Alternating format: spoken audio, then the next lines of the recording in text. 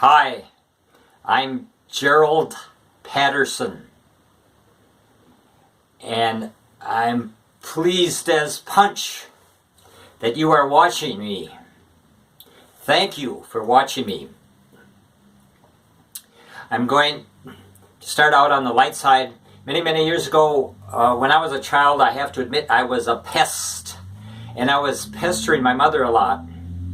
And when I was a child, I asked my mother if I was adopted. And my mother said, "Not yet. Not yet, but we placed an ad." Well, that's just a joke. But it is true that when I was a child, I was a pest, and I was not only pestering my mother a lot, I was pestering my three sisters. One of my sisters learned how to stop me in my tracks. She would say to me, "Grow up." Grow up was like a punch in my solar plexus. Grow up. Put me on the defensive. And you know, that's been a sensitive issue all my life, this issue of growing up. And even though I'm much older now, I'm still working on it. I'm still working on growing up. So it's no surprise to me that the theme of my book and the theme of my talk today is growing. And you might say, why the topic of growing? Isn't growing for young people? Here we are, all grown-ups.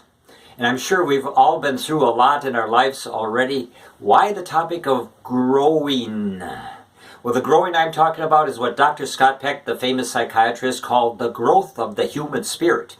He says the growth of the human spirit is so important. In fact, he says the growth of the human spirit is the reason for human existence. So what do we mean by the growth of the human spirit? Well, as I see it, the growth of the human spirit means growing stronger and healthier, mentally, emotionally, psychologically, socially, and spiritually. This type of growth is for people of all ages. We never outlive our need for the growth of the human spirit. Michelangelo, the famous Italian sculptor and painter, once said, "Ancora imparo," which translated means, "I am still learning."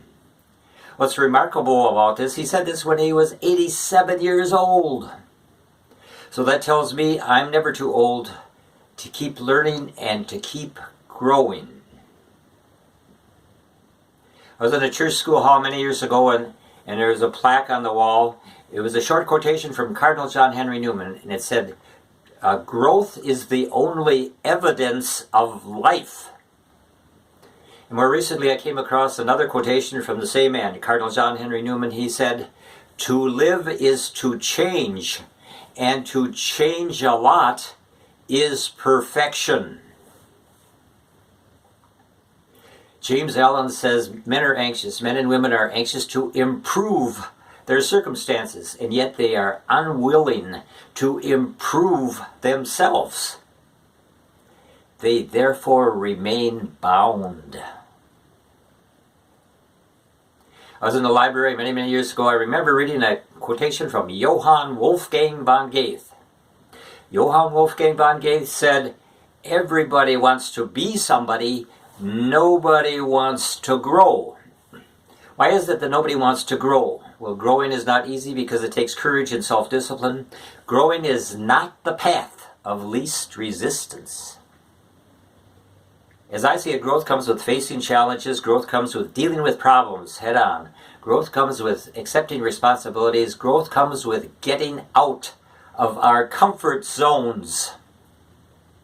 So this is not easy. Why should we, as grown-ups, continue to try to grow?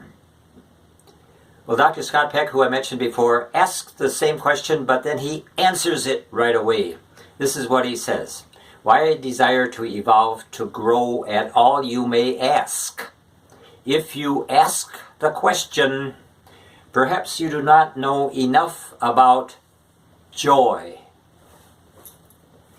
Joy is the payoff. There is joy in growth. And St. John Paul II said, "Every human heart is made for joy." I was reading recently about trees and tree roots, and no matter how big the tree is, no matter how tall the tree is, no matter how old the tree is, the roots keep growing. When the roots stop growing, the tree dies. Now we could say that we human beings have inner roots.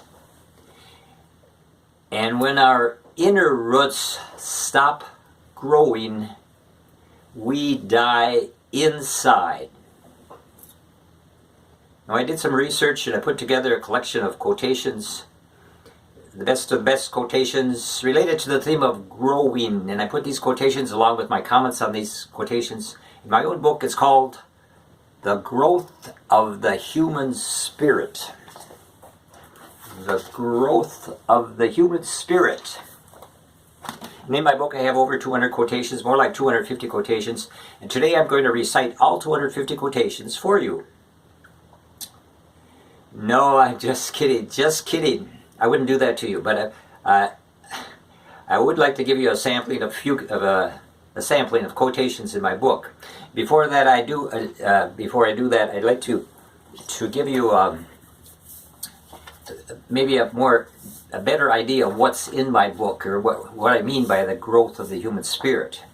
And these are chapter headings, most of the chapter headings in my book. Growing in strength. Growing in courage, growing in goodness, growing in forgiveness, growing in honesty, growing in maturity, growing in love, growing in gratitude, growing in wisdom, growing in greatness, and finally, growing in faith and hope. Now, like I said, I'm going to give you a sampling of a few quotations in my book. Remember, this is not my wisdom, it's the wisdom of the people that I quote. Starting off in the category of strength, growing in strength. Oh, do not pray for an easy life, rather pray to be stronger men and women. Philip Brooks. Courage, growing in courage. Always do what you are afraid to do. Ralph Waldo Emerson. Love, growing in love. It is impossible to love without giving. Richard Bronstein. And it is only those who do not love that go empty in this world. Robert Hugh Brown. Excuse me. Wisdom, growing in wisdom. I do not think much of a man or a woman who is not wiser today than they were yesterday. Abraham Lincoln. And greatness, growing in greatness. It is a grand mistake to think of being great without goodness. Benjamin Franklin. Now my next quote is from an unlikely source. It's from Jim Carrey. As you know, Jim Carrey is a movie actor and a comedian, and he's very talented. But for me, he's not an example of a good role model. But I did find an interesting quote from Jim Carrey. Before I give you that interesting quote, I'll give you one of his weird jokes. Jim Carrey was speculating about what hell might be like, and he said maybe hell is just having to listen to our grandfathers breathe through their noses when they're eating sandwiches. Now, a serious quote from Jim Carrey. As you know, Jim Carrey is rich and famous, and this is what he says. I think everybody should get rich and famous and do everything they ever dreamed of so they can see that it is not the answer. So what is the answer? Well, Jim Carrey, as far as I know, had 2 failed marriages, so apparently marriage was not the answer for him. And after that, Jim Carrey partnered for 5 years with a former Playboy bunny, and they broke up also, so apparently that was not the answer. And Jim Carrey did a bungee jump off a high bridge, but apparently that was not the answer. So Jim Carrey didn't have the answer after He had everything and he did everything. And I'm going to compare that to the old famous rock and roll band, the Rolling Stones. And the Rolling Stones, I think they're still going. They're pretty old. And the Rolling Stones had a hit song. It's called Satisfaction. And some of the lyrics of the song go like this: I can't get no satisfaction, and I try, and I try, and I try, and I try. I can't get no satisfaction. So this band, the Rolling Stones, so rich and so famous, and they can't get satisfaction. And I compare them to Jim Carrey. Jim Carrey said he was searching for the answer. Now, if Jim Carrey came up to me and he said, I have everything and I've done everything, but it is not the answer. So what is the answer? I would tell Jim Carrey, I don't have all the answers, but I would refer him to a quotation from C.S. Lewis. C.S. Lewis, as you may know, is a Christian writer. C.S. Lewis said, if I find in my mind a desire which no experience in this world can satisfy, the most probable explanation is that I was made for another world. Now, the last chapter of my book is called Growing in Faith and Hope. In this last chapter, I share some of my favorite reassuring quotes from Jesus from the Bible. And today, I'd like to, in conclusion today, I'd like to share 4 short quotes from Jesus. You've probably heard these before. Jesus says, I am the light of the world. He who follows me will not walk in the darkness, but will have the light of life. And Jesus says, these things I have spoken to you, that my joy may be in you, and that your joy may be made full. And Jesus says, I will not leave you orphans. I will come back to you, and your heart will rejoice.